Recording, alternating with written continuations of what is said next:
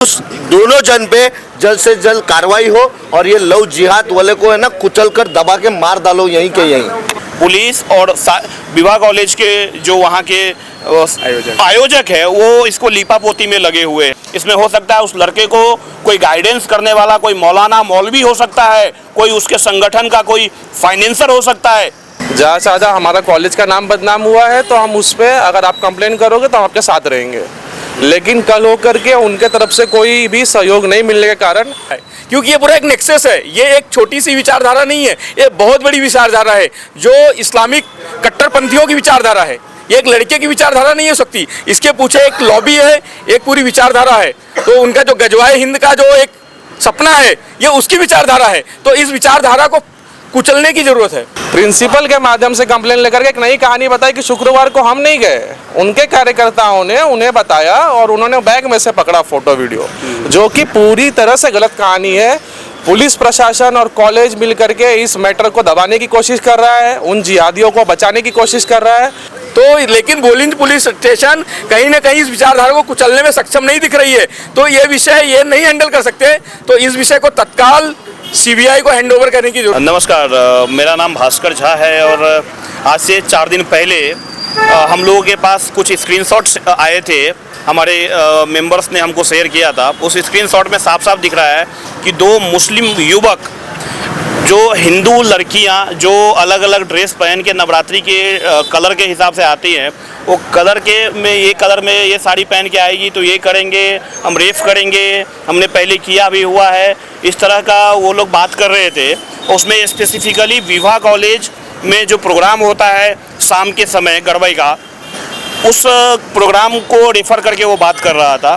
तो इसकी सूचना हम लोग जाके विवाह कॉलेज के आयोजकों को दिया। हम लोगों ने बाद में पुलिस को भी सूचना दिया, पुलिस ने कोई एक्शन नहीं लिया। बाद में विवाह कॉलेज के लोगों के द्वारा उन्होंने एफआईआर दर्ज किया हुआ है, लेकिन आरोपी को उन्होंने अरेस्ट नहीं किया है। उनका ये लोग बोल रहे हैं मोबाइल जब्त किया है और उनको फ्री छोड़ दिया है। और मेरा ऐसा बोलना है कि कॉलेज और स्कूल में बच्चों को शिक्षा देने का काम होना चाहिए। बाकी अगर आप दूसरे प्रोग्राम रखते भी है शाम के समय में जो कॉमर्शियल प्रोग्राम है, ऐसे प्रोग्राम में हमारे ही धर्म को नष्ट करने का काम क्यों किया जाता है? हमारे धर्म की जो लड़कियां आती हैं वहाँ पे गरबा खेलने, गरबा एक धार्मिक एक्ट होता है, उसको आप कॉमर्शियल और ग्लैमराइज करके दूसरे धर्म के लोगों को आप पास इशू करके शायद पैसा भी लेके पास इशू करते हैं, और वो आके हमारे धर्म की लड़कियों के बारे में कि वो लाल कपड़े में आएगी तो मज़ा आएगा, हम लैब में ले जाके हमने ये किया हुआ है, हम ऐसे करेंगे, हम वो करेंगे, इस तरह की ग्रुप में बातचीत होती है। उसके बाद भी उसके ऊपर कोई एक्शन नहीं हो रहा है। ये क्लियर कट एक लव जिहाद का इससे बढ़िया कोई एग्जाम्पल नहीं हो सकता है कि किस तरह से संगठित रूप से मुस्लिम युवक हमारे धर्म की लड़कियों को फंसाने का, उनका धर्म नष्ट करने का, उनके इज्जत को ख़राब करने का काम करते हैं। पुलिस ने जो एफआईआर दर्ज किया है, एफआईआर को भी उन्होंने सही तरीके से दर्ज नहीं किया है। सेक्शन 78 ऑफ बीएनएस जो पुराना प्रोविज़न है, सेक्शन 354D ऑफ आईपीसी जो बात करता है किसी भी लड़की को फॉलो करना सेक्सुअल एक्ट के लिए या सेक्सुअल इंटेंशन से, वो सेक्शन भी उन्होंने पुलिस ने नहीं लगाया। पुलिस और विवाह कॉलेज के जो वहाँ के आयोजक है वो इसको लीपापोती में लगे हुए हैं, लेकिन हिंदू संगठन जगे हुए हैं आज के समय में। कम से कम मोदी और योगी के ज़माना में, फडणवीस साहब और शिंदे साहब के ज़माने में ये दबने नहीं देंगे हम लोग जब तक इसमें कुछ अच्छे एक्शन नहीं हो जाते। ये चीज़ें बंद होनी चाहिए। ये आपको पुलिस वाले से, मीडिया बंधुओं से मेरा आग्रह है कि उनको, जो हमने देखा जो मीडिया का अभी वहाँ पे इंटरव्यू हुआ, पुलिस ने पहले ही बता दिया कि तुम ऐसे क्वेश्चन पूछना और मैं ऐसे जवाब दूंगा, मैं हिंदू और मुस्लिम का नाम नहीं लूँगा। क्यों नहीं लोगे नाम? साफ साफ वहाँ पे फिरोज और कोई दूसरे मुस्लिम, साजिद करके मुस्लिम लड़के बात कर रहे हैं, और हिंदू नाम लिख के हिंदू लड़की है, लाल कपड़े में आएंगे, कल सब लाल पड़ी आएगी, हम ऐसा करेंगे वैसा करेंगे। आप क्यों नहीं चर्चा करोगे?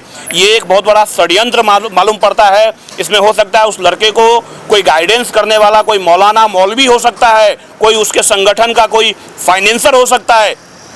तो आपको इसको छोटे रूप में ख़त्म करने के लिए पुलिस की कोशिश है, वो नहीं होने देना चाहिए। सर, आपका क्या कहना है इस मामले में? जी, मैं सकल हिंदू समाज का एक कार्यकर्ता हूँ। शुक्रवार के दिन हमारे संस्था को ये चैट्स मिली। जैसे ही चैट मिली, हमने 8-10 कार्यकर्ता मिल करके प्रथम तो विवाह कॉलेज पे पहुँचे और वहाँ पर कुछ समय हमने नज़र रखा कि कौन से धर्म के लोग वहाँ आ रहे हैं। जिसमें हमें साफ साफ दिखा कि कुछ गैर हिंदू और विधर्मी लोग भी वहाँ थे। वो सब देखते हुए हमने अपना प्रथम कर्तव्य समझा कि कार्यक्रम करने वाले भी हिंदू हैं, तो प्रथम उनको जानकारी दी जाए।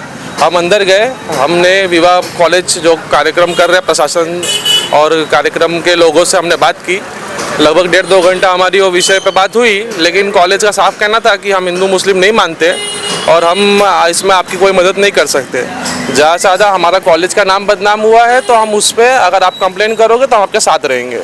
लेकिन कल होकर के उनके तरफ से कोई भी सहयोग नहीं मिलने के कारण हम तीसरे दिन परसों के दिन हमारे एक कंप्लेंट लेकर के पुलिस स्टेशन आए।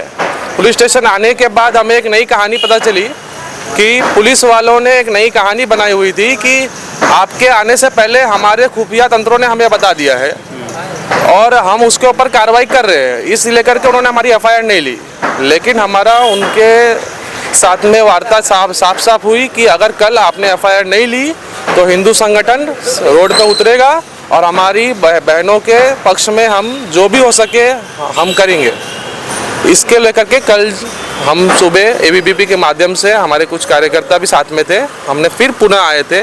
लेकिन वहाँ पर फिर तीसरी जो आपको कहानी बताता हूँ, पुलिस ने तीसरी कहानी बताई कि कॉलेज के जो प्रिंसिपल मैडम है उनके माध्यम से कंप्लेन लेकर के, हमसे ना लेकर के कि हम उसको फॉलो अप करेंगे, प्रिंसिपल के माध्यम से कंप्लेन लेकर के एक नई कहानी बताई कि शुक्रवार को हम नहीं गए, उनके कार्यकर्ताओं ने उन्हें बताया और उन्होंने बैग में से पकड़ा फोटो वीडियो, जो कि पूरी तरह से गलत कहानी है।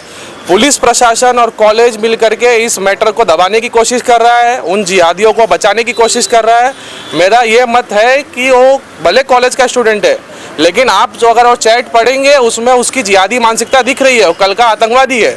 अगर आज कार्रवाई उसके ऊपर नहीं हुई तो कल होकर के यही लोग हमारे समाज को बदनाम करेंगे और बहन बेटियों के साथ दुष्कर्म करेंगे। इसलिए एनएसए की तहत कार्रवाई होनी चाहिए। उसने जिस तरह से हमारे देश के धार्मिक चीज़ों को इंटरफेयर करके ये हिंसा फैलाने का काम किया है पूरे नेशनल लेवल पे, उसके ऊपर एनएसए के तहत कार्रवाई होनी चाहिए। और ये पूरा एक नेक्सस है, ये लव जिहाद का एक नेक्सस है। मैं महाराष्ट्र सरकार को गंभीरता से सकल हिंदू समाज की तरफ से कहना चाहता हूं कि तुरंत के तुरंत तत्काल एंटी लव जिहाद और एंटी कन्वर्जन ऐसे जो लॉ हैं, 2 लॉ सख्त से सख्त जल्दी बनाया जाए, क्योंकि ये पूरा एक नेक्सस है। ये एक छोटी सी विचारधारा नहीं है, ये बहुत बड़ी विचारधारा है जो इस्लामिक कट्टरपंथियों की विचारधारा है।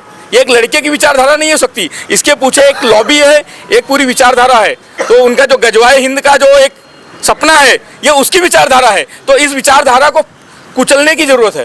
तो लेकिन बोलिंज पुलिस स्टेशन कहीं ना कहीं इस विचारधारा को कुचलने में सक्षम नहीं दिख रही है, तो ये विषय ये नहीं हैंडल कर सकते, तो इस विषय को तत्काल सीबीआई को हैंडओवर करने की जरूरत है। आतिश भाई, आप क्या बोलेंगे इस मामले में कि 12वीं में पढ़ने वाला एक विद्यार्थी जो इस तरह से मानसिकता लेके हिंदू लड़कियों को टारगेट कर रहा है, उस पर आपकी क्या प्रतिक्रिया है? देखिए, मेरी प्रतिक्रिया तो खुली है कि जहाँ पे बताया जा रहा है कि 17 साल का बच्चा है, तो वो 17 साल का बच्चा आज है पर भविष्य का साला आतंकवादी है।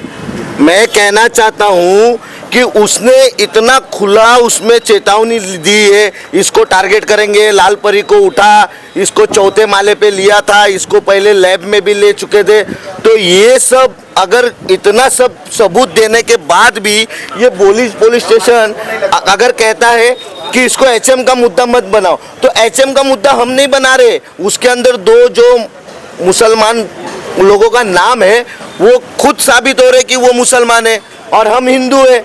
अभी मेरे माथे पे तिलक है तो मैं हिंदू हूँ, तो एचएम का मुद्दा हमने नहीं बनाया, एचएम का मुद्दा उन्होंने बताया। और मैं वापस कहना चाहता हूँ कि और कुछ लोगों ने अभी ये कुछ हमारे समाज के लोग हैं, बोलते हैं आतिश भाई शांति का प्रतीक बना के रखो, हिंदू मुस्लिम का मुद्दा मत बनाओ, भाईचारा बनाओ। तो मैं इनसे कहना चाहता हूँ ये इनके मस्जिद में बुला के सुंदरकांड का पाठ करे और हमें बुलाए, हम वहाँ पे आके उनके साथ में सुंदरकांड करेंगे। अगर भाईचारा निभाने का इतना ही शौक है तो साबित करे भाईचारा। ये सीधा सीधा लव जिहाद का मैटर है, इस मुद्दे को दबने ना दे। मैं पत्रकार सभी बंधुओं से विनती करता हूं कि उस दोनों जन पे जल्द से जल्द कार्रवाई हो और ये लव जिहाद वाले को है ना कुचल कर दबा के मार डालो यहीं के यहीं। सर, आपका क्या कहना है इस मामले में? मेरा ये कहना है कि जो ये घटना हुआ है इसका पीछे कौन है, मतलब इनको सपोर्ट कौन करता है, क्योंकि वसाई विरार के अंदर पहली बार ऐसा हुआ नहीं है, इससे पहले भी कई मुद्दा हुआ है और लव जिहाद के तहत यहाँ पे मर्डर भी हुआ है, वसाई के एक बच्ची का मर्डर भी हुआ है। तो ये इसका पीछे कौन है, उसका जांच होना चाहिए, उसको कानून का सामने लाना चाहिए, ये मेरा बोलने का मतलब है।